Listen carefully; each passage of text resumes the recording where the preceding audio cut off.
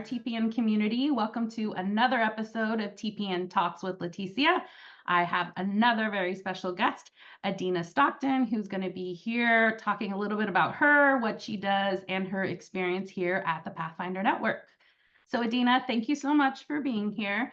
The first question that I have for you is really to just introduce yourself, your name, your role, your pronouns, and then anything you want to share with the community that we can all learn about you.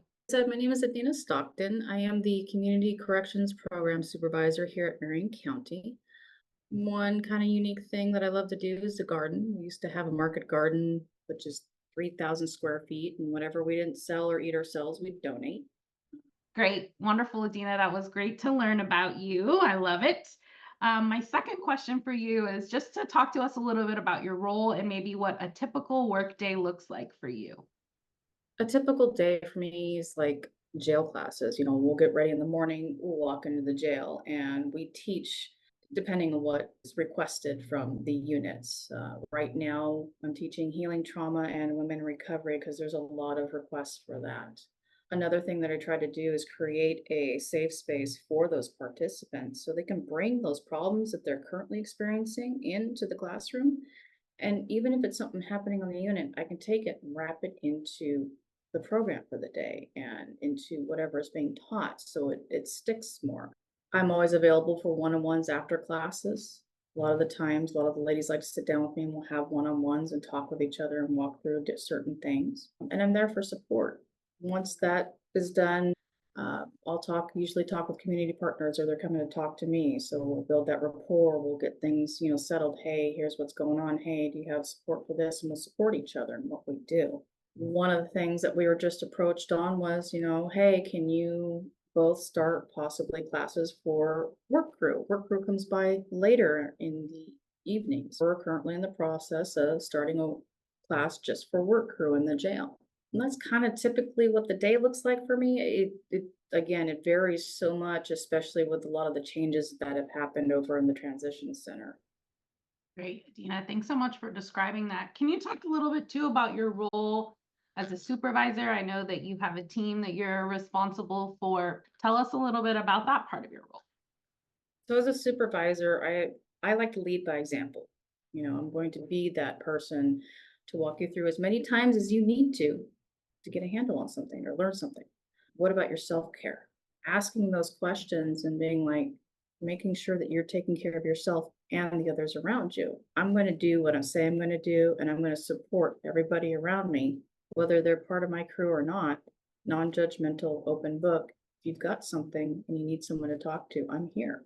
And then obviously the processes in the backgrounds and reaching out to Tiffany and reaching out to who, what needs to be to make things happen and run as smoothly as possible. What about any significant experiences, maybe or memories during your time with TPN that have made an impact on you? Do you have any of those that you could share with us?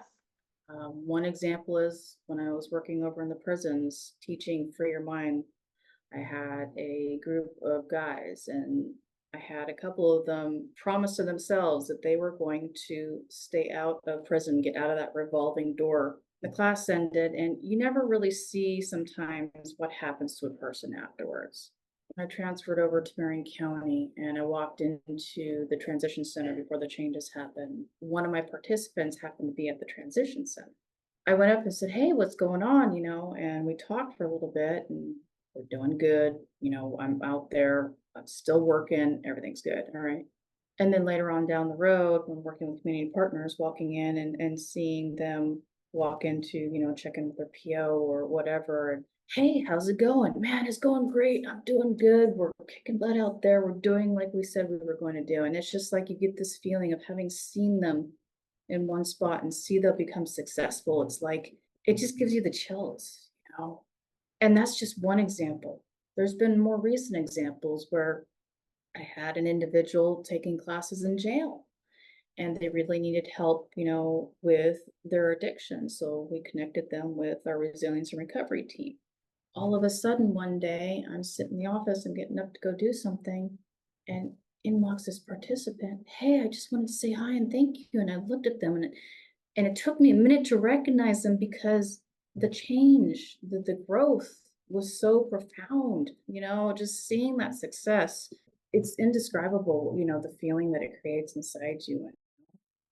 Yeah, those are really, yeah, beautiful examples of the impact of our work. And one of the things that's important at our agency is that we're not just a bunch of standalone programs, but we're kind of a constellation or a continuum of different programs, really team members kind of organized around the same goal, which is to support people, provide them tools, hope, inspiration, so that they can be successful and thrive.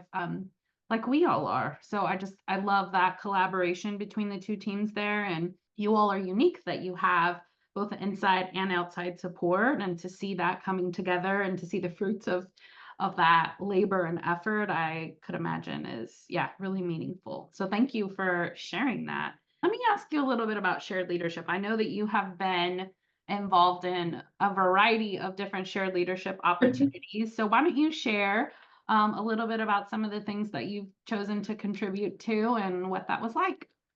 One of the ones that really stood out is being a part of the Mosaic group. And that one touched a piece of my life that I never knew was there. My mom and grandma immigrated from Cuba, but they were so afraid of everything happening that they wanted us to grow up in the current culture within our community. And that was a very white based community. I was never accepted by any groups because I have the features of a Cuban, but I couldn't speak Spanish. So, and there was a point, a turning point that I didn't understand.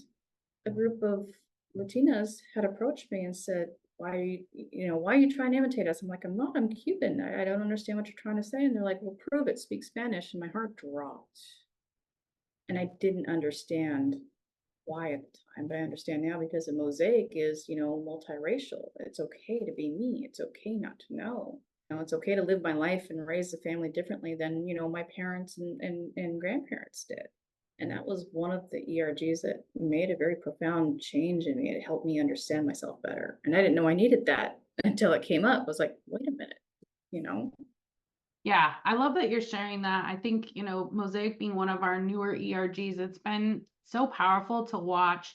Also, as a multiracial person, it is hard to balance all these identities, right? And feeling like we have to choose one or the other, or the one that accepts us most. And the reality is we're made up of a whole bunch of different identities, racial identities, social identities. So to have a space where you can be whole and be all of the same things at once just makes a lot of sense. And I'm so glad that we have the space for current staff and for future staff who maybe needed to have that experience too.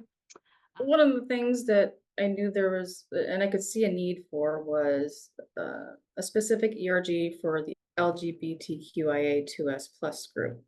We didn't have anything, and I wanted to create that safe space. I wanted to, with the help of others, move forward with that. I went ahead and said, okay, let's do it. And I rolled right into it, not realizing at the time that once that email went out, hey, is anybody interested in the ERG? Contact Adena. That I'm like, oh, wait, did I just out myself too in front of the entire group?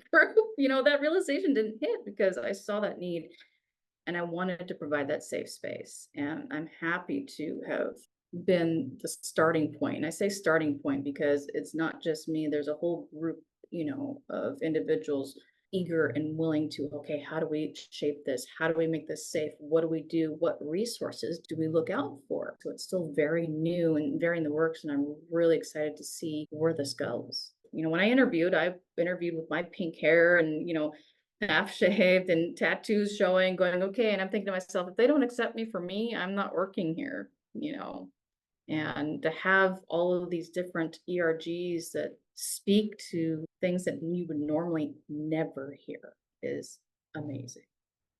So I'm excited. I can't wait to see, where this goes. We talked a minute ago about just like stepping into our wholeness as individuals, and just kind of feel like, I mean, you and leading this group and so many of us are like professional safe space makers, right? Like creating it, maintaining it, holding it, nurturing it. And I think this new ERG is amazing. It's yet another space that we can carve out for folks that want to have that affinity, who can think of new ways of what that looks like in the future too. And I think this is exactly what we mean by shared leadership. Like there is a leader in every chair in this agency, and it's just about creating those opportunities that feel good, that support other people, but also let us kind of lean into our own unique contribution.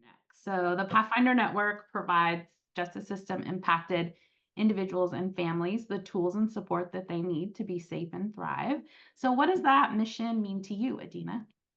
So the mission for me in my role is to be a non-judgmental as I can be. Understanding that no matter what I believe in or who I am, there's always people out there that have grown up in different backgrounds, different ways, had different experiences that need help. Let's sit down and talk. Provide, like I said earlier, that safe space to share, and they don't get that usually in incarceration. They don't get that in the jails here. I love your meaning. And I think you're lifting up. It doesn't matter what it is. We can have that conversation. We can navigate that together. And I want to make sure that what's important to you is centered. Like, I just have heard that consistently in every part of our conversation today. And honestly, I really appreciate the fact that I can be me here within the company and I can be appreciated for what I bring to the table without judgment. We're all a part of creating and maintaining. And I always say, like, being protectors and kind of guardians of that, because it would be really easy for that not to be the priority. And we still, somehow find a way together to keep that. And I definitely think it helps us have the impact that we have. And have such incredible team members and leaders like you. And I just want to thank you for joining me today. It was really a lot of fun to have this conversation and get to highlight you and your contributions and yeah, how you see the work and how you see the successes that we're having as an agency. So thank you for joining me and all of the rest of you in our community for joining today for another episode of TPN Talks with Leticia. We'll see you next time.